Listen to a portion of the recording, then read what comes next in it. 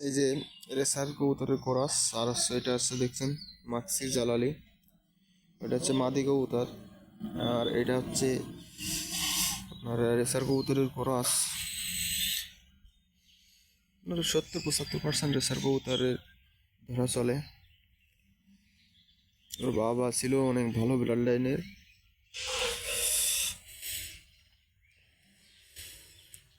দেশির সঙ্গে কোরাস হয়ে ওইভাবে হয়েছে। তবে মাথাটুক লিখলে ওর বাপ যে ছিল, বাপের কথা আমার মনে করে যায়, সেম একদম ওর মাথা থেকে গলা পর্যন্ত। তো পিছনের লেজটুকুর মায়ের মতো আসছে।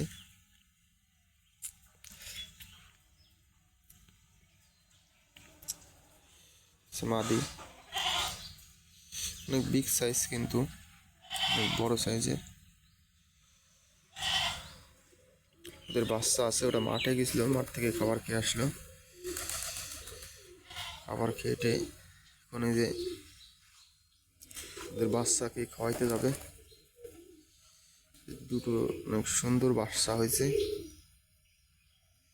বাচ্চা দুটো আমার অনেক ভালো লাগে। বাচ্চা দুটো ভাবছি ওটা রেখে দিব, বাচ্চাকে খাওয়াইতে যাবে। মাদিটি কিন্তু অনেক ভালো কোয়ালিটি, অনেক ভালো লাগে। মাঠ যখন নবীন ছিল, মাঠ ছাড়া কিছুই বুঝতো না, প্রচুর পরিমাণে মাঠে যাইতো। আমার সকল কবুতরকে মাঠ শেখানোর ওরও অনেকটা অবদান আছে,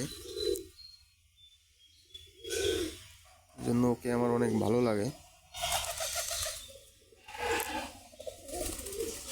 আর এই যে মরকটা দেখতে পাচ্ছেন, এই মরকটাও এরও বাচ্চা আছে। ও হচ্ছে রেসারের ক্রসের, দেশিয়া রেসারের ক্রস থেকে তৈরি হয়েছে। সবগুলো মাঠ থেকে এসে টুকিটাকি খাইতে দিয়ে নিচে নামলাম একটু ভিডিও করার জন্য। আর এই যে এখন সব কিন্তু বাচ্চাকে খাওয়ানোর জন্য একদম রেডি, সবগুলো বাচ্চাকে খাওয়াইতে যাবে।